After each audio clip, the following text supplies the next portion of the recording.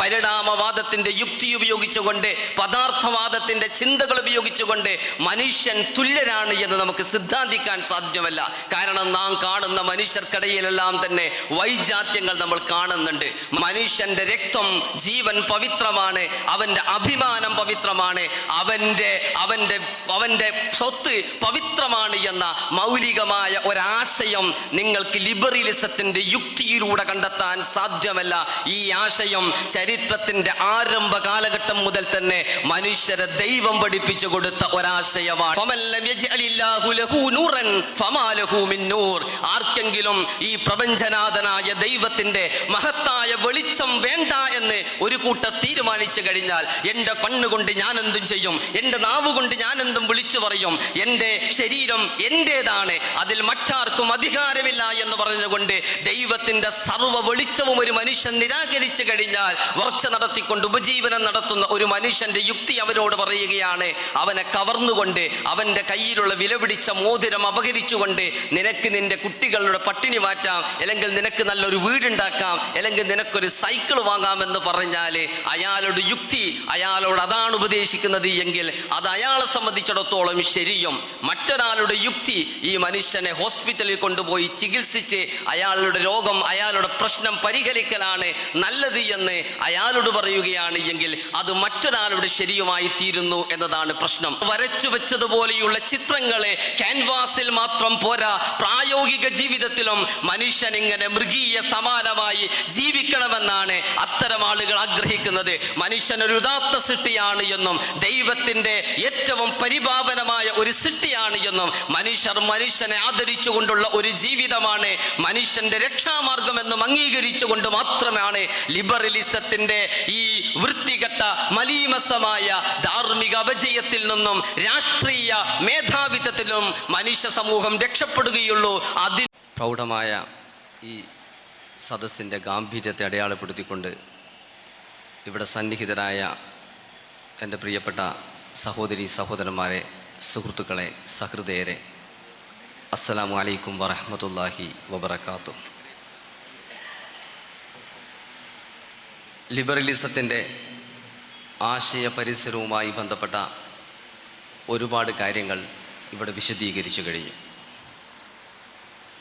അടിസ്ഥാനപരമായി മനുഷ്യൻ സ്വതന്ത്രനാണ് എന്നും ആ സ്വാതന്ത്ര്യം അനുഭവിക്കാനുള്ളതാണ് ജീവിതമെന്നും ആ സ്വാതന്ത്ര്യത്തിൻ്റെ മുമ്പിൽ മതങ്ങളോ രാഷ്ട്രമോ രാഷ്ട്രത്തിൻ്റെയും മതത്തിൻ്റെയും നിയമങ്ങളോ ഒരു വിലങ്ങുതടിയായി മാറാൻ പാടില്ല എന്നുമുള്ള കാഴ്ചപ്പാടിൽ നിന്നാണ് ലിബറലിസം എന്ന ആശയം ഉത്ഭവിക്കുന്നത്.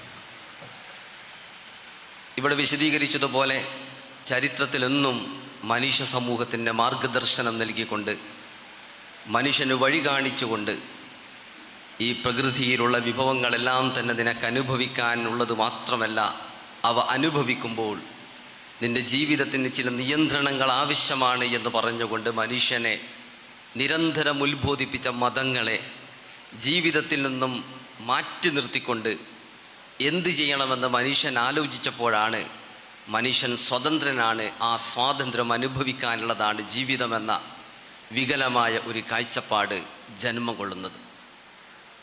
മൗലികമായി മനുഷ്യൻ അവന് സ്വന്തം പേഴ്സണൽ ചോയ്സ് ഉണ്ട്, അവന് ഇഷ്ടപ്പെട്ട കാര്യങ്ങൾ ചെയ്യാനുള്ള സ്വാതന്ത്ര്യമുണ്ട്. അഥവാ മനുഷ്യനെ സ്വന്തത്തെ തീരുമാനിക്കാനുള്ള കഴിവുണ്ട്, ഫ്രീ വിൽ ഉണ്ട് എന്നതാണ് മനുഷ്യനെക്കുറിച്ച് നാം വെച്ചു പുലർത്തുന്ന വളരെ പ്രധാനപ്പെട്ട ഒരു ധാരണ. മറ്റൊരു ഭാഷയിൽ രണ്ട് കാര്യങ്ങൾ തിരഞ്ഞെടുക്കേണ്ടി വരുമ്പോൾ രണ്ട് കാര്യവും ചെയ്യാൻ മനുഷ്യന് സാധിക്കുന്നു എന്നതാണ് ഫ്രീ വിൽ എന്നതുകൊണ്ട് അർത്ഥമാക്കുന്നത്. നിങ്ങൾ റോഡിലൂടെ സഞ്ചരിക്കുമ്പോൾ വഴിയിൽ ഒരാൾ വീണ് കിടക്കുന്നത്, ചോര വാർന്നൊഴുകുന്ന ഒരു മനുഷ്യനെ കാണുമ്പോൾ അയാളെ നിങ്ങൾക്ക് വേണമെങ്കിൽ നിങ്ങളുടെ വാഹനം നിർത്തി അല്ലെങ്കിൽ മറ്റൊരു വാഹനം പിടിച്ച് നിങ്ങൾക്ക് അദ്ദേഹത്തെ ഹോസ്പിറ്റലിലേക്ക് കൊണ്ടുപോകാം, അദ്ദേഹത്തിൻ്റെ മതിയായ ചികിത്സ ഉറപ്പുവരുത്താം. അതേ സാഹചര്യത്തിൽ തന്നെ നിങ്ങൾക്ക് വേണമെങ്കിൽ ആ മനുഷ്യനെ സഹായിക്കുന്നതിന് പകരം ആ മനുഷ്യൻ്റെ കീശയിലോ ആ മനുഷ്യൻ്റെ കൈവശമോ വിലപിടിപ്പുള്ള എന്തെങ്കിലും ഉണ്ടോ എന്ന് അന്വേഷിക്കുകയും അത് കവർന്നെടുക്കുകയും ചെയ്യാം. ഇത് രണ്ടും ചെയ്യാനുള്ള സ്വാതന്ത്ര്യം മനുഷ്യനുണ്ട്. അതാണ് ഫ്രീ വിൽ എന്നതുകൊണ്ട് അർത്ഥമാക്കുന്നത്. ഇത്തരം ഒരു സ്വാതന്ത്ര്യം അനുഭവിക്കുന്ന മനുഷ്യൻ ഈ സ്വാതന്ത്ര്യത്തെ എങ്ങനെ ഉപയോഗപ്പെടുത്തണമെന്നതാണ് പ്രസക്തമായ ചോദ്യം. വഴിയിൽ വീണ് കിടക്കുന്ന മനുഷ്യനെ കവർച്ച നടത്തണമോ അതല്ല വഴിയിൽ വീണ് കിടക്കുന്ന മനുഷ്യനെ സഹായിക്കണമോ എന്നത് ചരിത്രത്തിൽ എക്കാലത്തും മനുഷ്യൻ ഉയർത്തിയ പ്രസക്തമായ ചോദ്യമാണ്. ഇതുപോലെയുള്ള നൂറുകണക്കിന് ചോദ്യങ്ങൾ. ഈ ചോദ്യങ്ങൾക്കുള്ള മറുപടിയായിക്കൊണ്ടാണ് വേദഗ്രന്ഥങ്ങൾ മനുഷ്യനോട് സംസാരിക്കുന്നത്. നിങ്ങൾക്ക് അനുഭവിക്കാനുള്ളത് തന്നെയാണ് ലോകം. പ്രപഞ്ചനാഥനായ ദൈവം തമ്പുരാൻ ആദിയിൽ ആദിമപിതാവായ ആദമിനോട് പറഞ്ഞതുപോലെ വഖുൽനായ ആദമുസ്കുൻ അൻത വസൗജുക്കൽ ജന്ന, ആദമേ നീയും നിന്റെ പത്നിയും ഈ സ്വർഗത്തിൽ ജീവിച്ചു കൊള്ളുക. വകുല മിൻഹ റഗദൻ, ഇതിലുള്ള വിഭവങ്ങളെല്ലാം തന്നെ നീ അനുഭവിച്ചു കൊള്ളൂ, ആസ്വദിച്ചു കൊള്ളൂ. പക്ഷേ വലാ തഖറബ ഹാദിഹി ശജറ ഫതകൂന മിനൽ ളാലിമീൻ, നീ ഇന്ന ഒരു മരത്തെ സമീപിക്കാൻ പാടില്ല. ഈ മരത്തെ സമീപിക്കുക എന്നതൊരു പരിധിയാണ്. നിനക്ക് സ്വാതന്ത്ര്യമുണ്ട്, നിനക്ക് അനുഭവിക്കാനുള്ളതാണ് ജീവിതം. ഇവിടെ നിനക്കൊരു പരിധിയുണ്ട്. അത് വലാ തഖറബ ഹാദിഹി ശജറ, ഈ മരത്തെ നീ സമീപിക്കാൻ പാടില്ല എന്നതാണ് ആ പരിധി. ആ മരത്തെ നീ സമീപിക്കരുത്. ഏതൊക്കെ മരത്തെയാണ് മനുഷ്യൻ സമീപിക്കാതിരിക്കേണ്ടത് എന്ന് പഠിപ്പിക്കാൻ വേണ്ടിയാണ് ചരിത്രത്തിൽ മതപ്രവാചകന്മാർ വന്നത്. ലിബറലിസം പറയുന്നു മതപ്രവാചകന്മാരുടെ ആശയം ഇവിടെ ആവശ്യമില്ല. മനുഷ്യനെ സംബന്ധിച്ചിടത്തോളം മനുഷ്യൻ്റെ ബുദ്ധി കൊണ്ട് തന്നെ അത് കണ്ടെത്താൻ സാധിക്കും. മനുഷ്യന് റീസൺ ഉണ്ട്, മനുഷ്യൻ്റെ യുക്തിയുണ്ട്. യുക്തി കൊണ്ട് ധാർമ്മിക നിയമങ്ങൾ കണ്ടെത്താൻ സാധിക്കുമെന്നും മതപ്രവാചകന്മാരുടെയോ ദൈവത്തിൻ്റെയോ പ്രസക്തി ഇവിടെയില്ല എന്ന് പറഞ്ഞുകൊണ്ടാണ് ലിബറലിസം സംസാരിക്കുന്നത്. മനുഷ്യൻ ജൈവികമായ ഒരുപാട് താല്പര്യങ്ങളുള്ള അഥവാ ജൈവികമായ ഒരുപാട് ചോദനകളുള്ള ഒരു ജീവിയാണ്. ഉദാഹരണത്തിന് മനുഷ്യൻ്റെ ഏറ്റവും പ്രധാനപ്പെട്ട ഒരു ചോദനയാണ് അവൻ്റെ വിശപ്പ് മാറ്റണമെന്നത്, ആഹാരം കഴിക്കണമെന്നത്. പക്ഷേ മനുഷ്യനും മൃഗവും തമ്മിലുള്ളൊരു വ്യത്യാസമുണ്ട്. മൃഗം ഒരു പൊതിച്ചോറ് കണ്ടാൽ ആ ഒരു പൊതിച്ചോറ് വാരി വലിച്ച് തിന്നാൻ വേണ്ടി, ആ ഒരു പൊതിച്ചോറ് തട്ടിപ്പറിക്കാൻ വേണ്ടി മൃഗങ്ങൾ പരസ്പരം കടിപിടി കൂടും. മനുഷ്യനാകട്ടെ ഒരു പൊതി ചോറ് കണ്ടാലേ ഈ ചോറ് എനിക്ക് അനുവദനീയമാണോ, ഈ ചോറ് എൻ്റെ ഡിഗ്നിറ്റിയെ, അതാരെങ്കിലും വെറുതെ ഒരു ഔദാര്യം പോലെ എനിക്ക് തരികയാണെങ്കിൽ പോലും എൻ്റെ ഡിഗ്നിറ്റിയെ, എൻ്റെ അഭിമാനത്തെ ക്ഷതമേൽപ്പിക്കുന്ന ഒന്നാണെങ്കിൽ കഴിക്കണ്ട എന്ന് വെക്കും.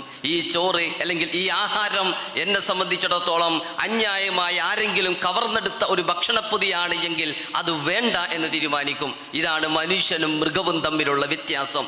ഈ വ്യത്യാസത്തെക്കുറിച്ചാണ് മതങ്ങൾ സംസാരിക്കുന്നത്. മനുഷ്യനെ പ്രജനനത്തിനുള്ള, മനുഷ്യൻ്റെ തലമുറയെ ഉറപ്പുവരുത്താൻ വേണ്ടി പ്രജനനം എന്ന് പറയുന്ന ഒരു പ്രോസസ്സ് മനുഷ്യ ജീവിതത്തിൽ നടക്കേണ്ടതുണ്ട്. മൃഗങ്ങൾക്കും പ്രജനനം നടക്കുന്നു. പക്ഷേ മൃഗങ്ങൾക്ക് തെരുവിലെവിടെയും വെച്ച് ഇണചേരാം. മനുഷ്യനെ സംബന്ധിച്ചിടത്തോളം ഇണചേരുന്നതിൻ്റെ ധാർമ്മികമായ ചില നിയമങ്ങൾ ആവശ്യമാണോ എന്നതാണ് പ്രസക്തമായ ചോദ്യം.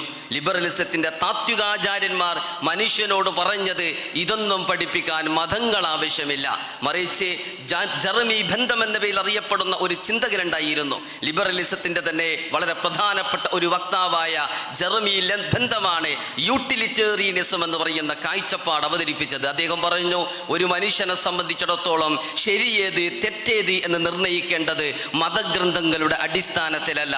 ഒരു മനുഷ്യനെ അവൻ്റെ പെയിൻ കുറക്കുന്ന, അവൻ്റെ വേദന കുറക്കുകയും അവൻ്റെ പ്ലഷർ, അവൻ്റെ ആഹ്ലാദവും സന്തോഷവും വർദ്ധിപ്പിക്കുന്ന പ്രവർത്തനങ്ങൾ എന്താണോ ആ പ്രവൃത്തി അവരെ സംബന്ധിച്ചിടത്തോളം അനുവദനീയമാണ്. മറ്റൊരു ഭാഷയിൽ മനുഷ്യനെ സംബന്ധിച്ചിടത്തോളം രണ്ട് ദൈവങ്ങളാണുള്ളത്. ഒന്ന് പ്ലഷർ, മറ്റൊന്ന് പെയിൻ, സന്തോഷം, അതോടൊപ്പം തന്നെ വേദന. ഈ സന്തോഷം വർദ്ധിപ്പിക്കുകയും ആഹ്ലാദം വർദ്ധിപ്പിക്കുകയും വേദന കുറക്കുകയും ചെയ്യുന്ന സർവ്വ പ്രവർത്തനങ്ങളും സൽപ്രവൃത്തിയാണ് എന്നായിരുന്നു ജെറമി ബെന്തം വിശദീകരിച്ചത്. ജെറമി ബെന്തമിന് ശേഷം ഓൺ ലിബർട്ടി എന്ന് പറയുന്ന ചരിത്ര പ്രസിദ്ധമായ പുസ്തകം എഴുതിയ ജോൺ സ്റ്റാർട്ട് മില്ലി എന്ന് പറയുന്ന ചിന്തകൻ അദ്ദേഹം പറഞ്ഞു, മനുഷ്യനെ സംബന്ധിച്ചിടത്തോളം സംബന്ധിച്ചിടത്തോളം അവൻ്റെ ഹാപ്പിനെസ് ആണ് പ്രധാനം. മനുഷ്യൻ്റെ ഹാപ്പിനെസ് ലഭിക്കാൻ വേണ്ടി, അല്ലെങ്കിൽ കൂടുതൽ ആളുകളുടെ മാക്സിമം നമ്പർ ഓഫ് പീപ്പിളിന് ഹാപ്പിനെസ് കിട്ടാൻ ഉപകരിക്കുന്ന പ്രവർത്തനങ്ങൾ എന്തൊക്കെയാണോ ആ പ്രവർത്തനങ്ങൾക്കനുസരിച്ചു കൊണ്ടായിരിക്കണം ഒരു രാഷ്ട്രത്തിൻ്റെ സാമ്പത്തിക പ്രവർത്തനങ്ങൾ തീരുമാനിക്കുന്നത്. ഒരു രാഷ്ട്രത്തിൻ്റെ രാഷ്ട്രീയ ക്രമങ്ങൾ, രാഷ്ട്രീയ രൂപങ്ങൾ തീരുമാനിക്കപ്പെടുന്നത്. ചുരുക്കത്തിൽ ഹാപ്പിനെസ്സിന് വേണ്ടി അല്ലെങ്കിൽ പ്ലഷറിന് വേണ്ടിയുള്ളതാണ് ജീവിതമെന്ന സ്വഭാവത്തിലെ ലിബറലിസം പലപ്പോഴും സംസാരിച്ചു എന്നതൊരു യാഥാർത്ഥ്യമാണ്. പിൽക്കാലത്ത് പല ലിബറൽ ചിന്തകന്മാർക്കും മനസ്സിലായി പ്ലഷറാണ് ജീവിതത്തിൻ്റെ ലക്ഷ്യമെന്ന് പറഞ്ഞു കഴിഞ്ഞാൽ, ഹാപ്പിനെസ് മാത്രമാണ് മനുഷ്യ ജീവിതത്തിൻ്റെ ലക്ഷ്യമെന്ന് പറഞ്ഞു കഴിഞ്ഞാൽ, ലിബറലിസം എന്ന് പറഞ്ഞാൽ മൃഗീയമായ സ്വഭാവത്തിലേക്ക് മനുഷ്യനെ നയിക്കാൻ സാധ്യതയുള്ള ഒരാശയമാണ് എന്ന് ലോകം ധരിക്കും. ലോകം ഈ ചിന്തകന്മാരെ കുറ്റപ്പെടുത്തും. അവിടെയാണ് മറ്റു ചിലർ മുന്നോട്ട് വന്നിട്ട് പറഞ്ഞത്, മനുഷ്യന് ശരിയും തെറ്റും തീരുമാനിക്കണമെങ്കിൽ മനുഷ്യൻ അവൻ്റെ യുക്തിയെ അവലംബിച്ചാൽ മതി. യുക്തി എന്ന് പറഞ്ഞാൽ എന്താണ്? ആരുടെ യുക്തി എന്നത് പ്രസക്തമായ ചോദ്യമാണ്. വഴിയിൽ ഒരാൾ വീണ് കിടക്കുമ്പോൾ ഒരാളുടെ യുക്തി അയാളോട് പറയുകയാണ്, കവർച്ച നടത്തിക്കൊണ്ട് ഉപജീവനം നടത്തുന്ന ഒരു മനുഷ്യന്റെ യുക്തി അവനോട് പറയുകയാണ്, അവനെ കവർന്നുകൊണ്ട് അവൻ്റെ കയ്യിലുള്ള വിലപിടിച്ച മോതിരം അപഹരിച്ചുകൊണ്ട് നിനക്ക് നിന്റെ കുട്ടികളുടെ പട്ടിണി മാറ്റാം, അല്ലെങ്കിൽ നിനക്ക് നല്ലൊരു വീടുണ്ടാക്കാം, അല്ലെങ്കിൽ നിനക്കൊരു സൈക്കിൾ വാങ്ങാമെന്ന് പറഞ്ഞാൽ അയാളുടെ യുക്തി അയാളോട് അതാണ് ഉപദേശിക്കുന്നത് എങ്കിൽ അത് അയാളെ സംബന്ധിച്ചിടത്തോളം ശരിയും.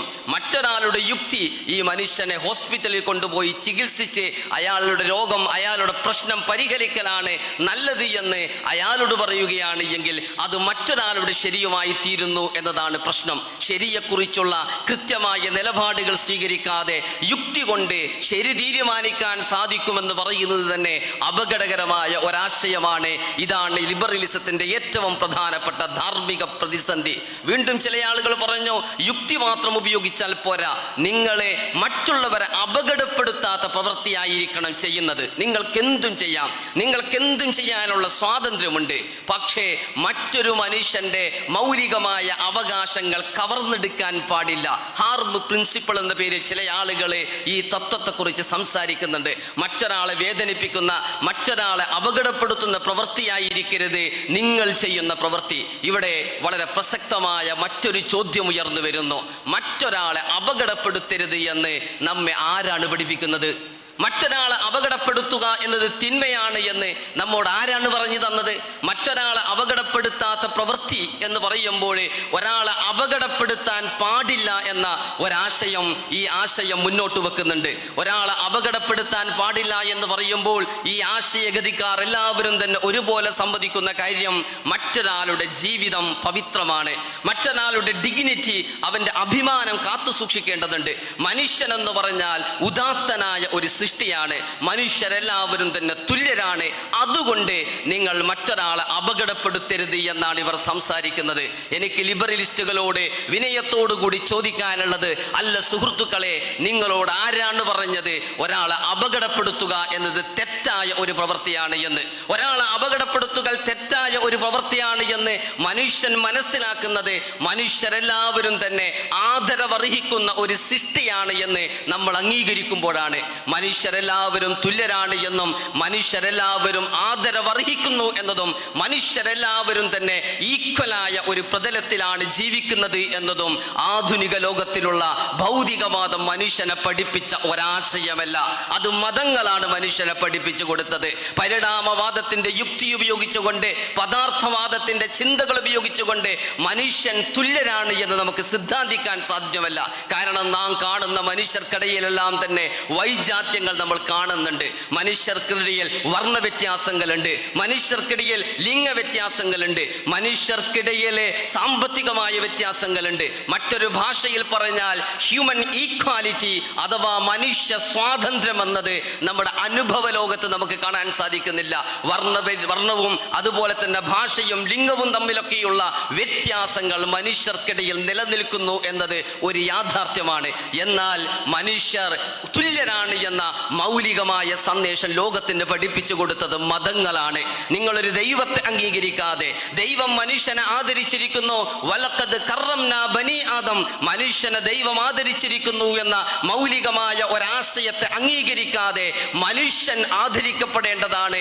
ദമുഹു ഹറാമും വമാലുഹു ഹറാമും വഗിർലുഹു ഹറാമും, മനുഷ്യന്റെ രക്തം, ജീവൻ പവിത്രമാണ്, അവന്റെ അഭിമാനം പവിത്രമാണ്, അവന്റെ സ്വത്ത് പവിത്രമാണ് എന്ന മൗലികമായ ഒരാശയം നിങ്ങൾക്ക് ലിബറലിസത്തിന്റെ യുക്തിയിലൂടെ കണ്ടെത്താൻ സാധ്യമല്ല.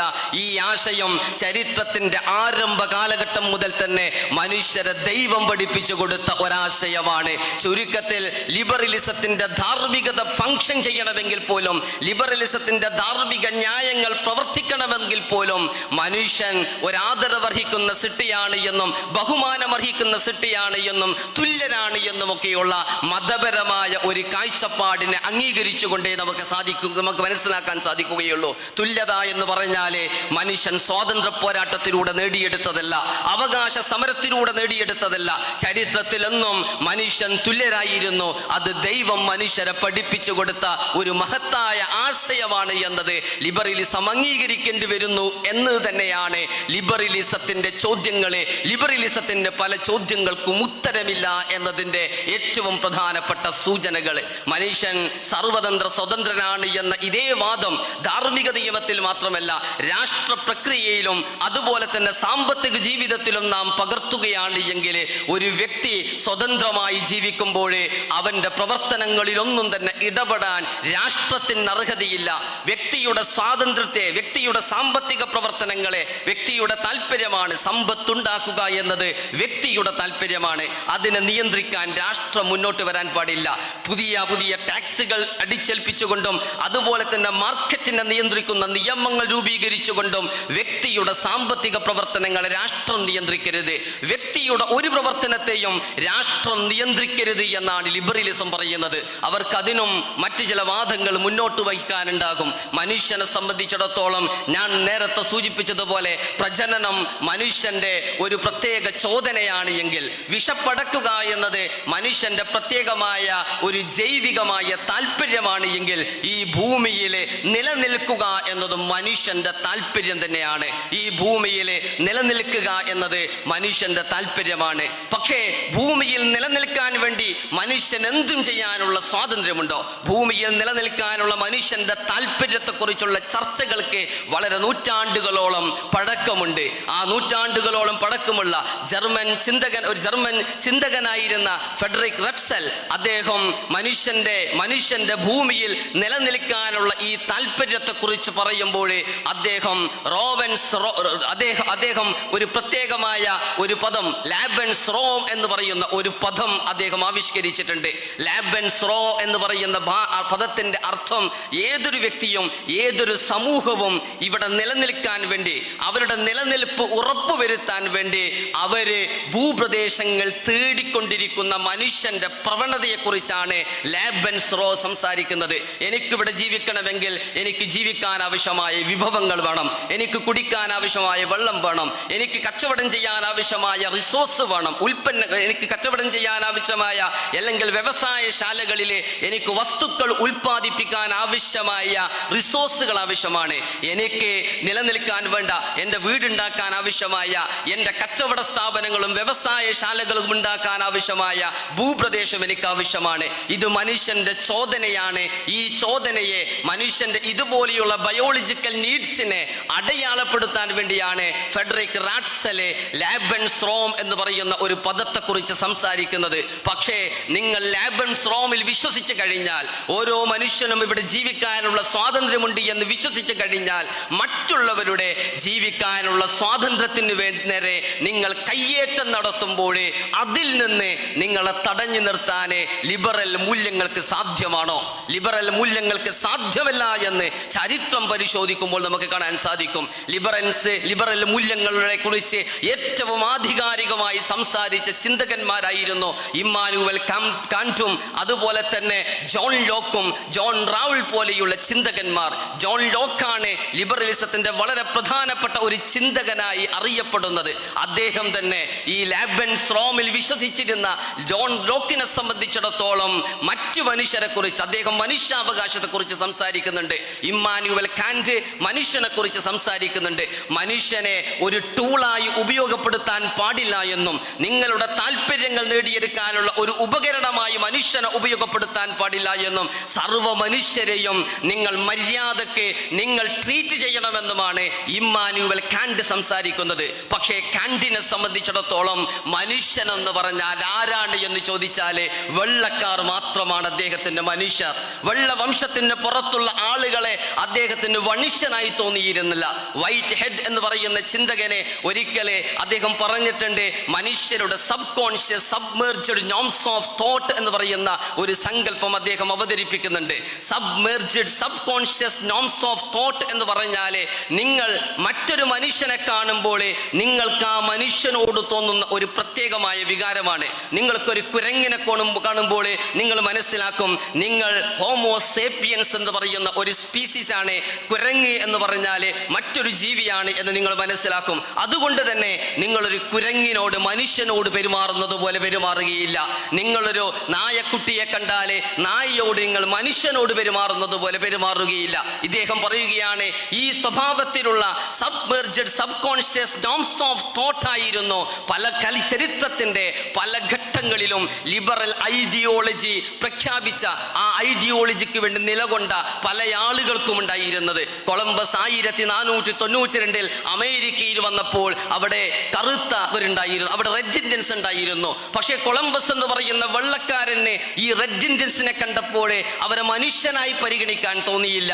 മറിച്ച് മറ്റേതോ ഒരു സ്പീഷീസ് ആണ് എന്ന് പരിഗണിക്കുകയും എന്നിട്ട് 10 കോടിയിലധികം വരുന്ന കറുത്തവരെ കൊന്നൊടുക്കിക്കൊണ്ടാണ് കൊളംബസിന് ശേഷം ഇംഗ്ലീഷുകാരും യൂറോപ്യൻസും അമേരിക്ക പിടിച്ചെടുത്തത്. അവരെ സംബന്ധിച്ചിടത്തോളം കറുത്തവര് മനുഷ്യ വംശത്തിന് പുറത്തു നിൽക്കുന്ന ഒരു വിഭാഗമാണ്. കറുത്തവരെ മനുഷ്യരായി പരിഗണിച്ചില്ല എന്നത് ജോൺ ലോക്കിനെ കുറിച്ച് ലിബറലിസത്തിന്റെ ഏറ്റവും പ്രധാനപ്പെട്ട വക്താവായി അറിയപ്പെടുന്ന ജോൺ ലോക്ക് അദ്ദേഹത്തെ കുറിച്ച് പറയുന്നുണ്ട്. ആഫ്രിക്കയിൽ നിന്ന് അടിമകളാക്കി കറുത്തവരെ പല രാജ്യങ്ങളിലേക്കും കയറ്റുമതി ചെയ്ത് അങ്ങനെ വിറ്റഴിച്ചിരുന്ന ഒരു ആഫ്രിക്കൻ കമ്പനി ഉണ്ടായിരുന്നു.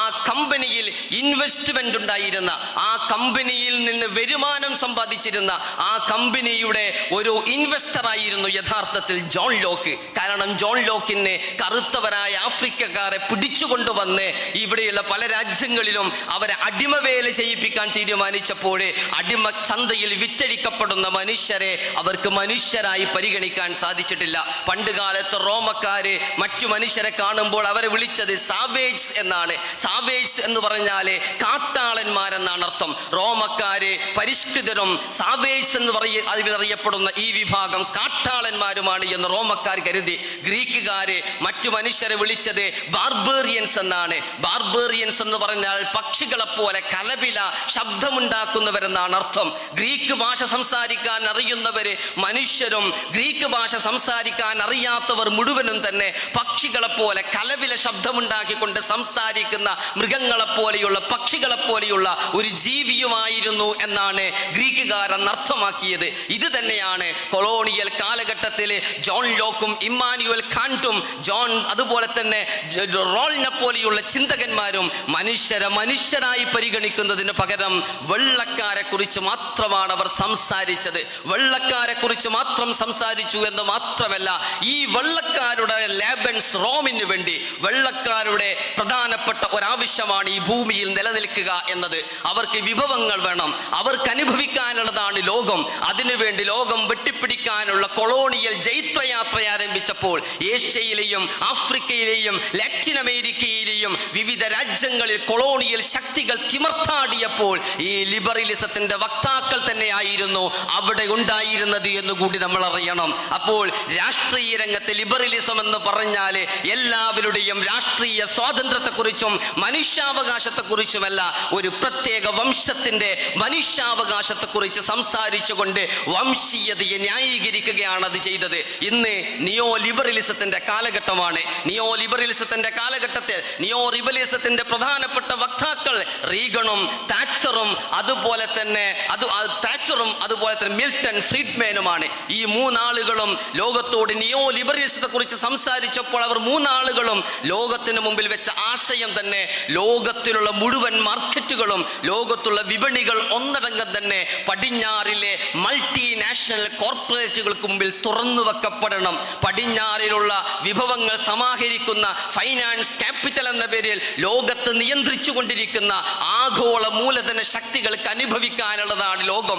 ഏഷ്യയിലെയും ആഫ്രിക്കയിലെയും ദുർബല ദരിദ്ര രാജ്യങ്ങളിലെ മനുഷ്യർക്ക് എന്ത് സംഭവിച്ചാലും ശരി, ഈ പടിഞ്ഞാറിലെ ഫൈനാൻസ് ക്യാപിറ്റൽ എന്ന പേരിൽ അറിയപ്പെടുന്ന ആഗോള മൂലധന ശക്തികൾക്ക് ഇവിടെ ജീവിക്കണമെന്ന് പറഞ്ഞുകൊണ്ടാണ് നിയോ ലിബറലിസം ഇന്ന് സാമ്പത്തിക പ്രവർത്തനത്തിൽ ഇടപെട്ടുകൊണ്ടിരിക്കുന്നത്. തീർച്ചയായും എൻ്റെ സംസാരം കേൾക്കുന്ന ആളുകൾ അത്ഭുതത്തോടുകൂടി മൂക്കത്ത് കൈവച്ചുകൊണ്ട് ചോദിക്കും, ഇതെന്ത് കഥയാണ്? സ്വാതന്ത്ര്യത്തെക്കുറിച്ച് പറയുന്ന ഒരാശയം എങ്ങനെയാണ് വംശീയതയെ ന്യായീകരിക്കുക?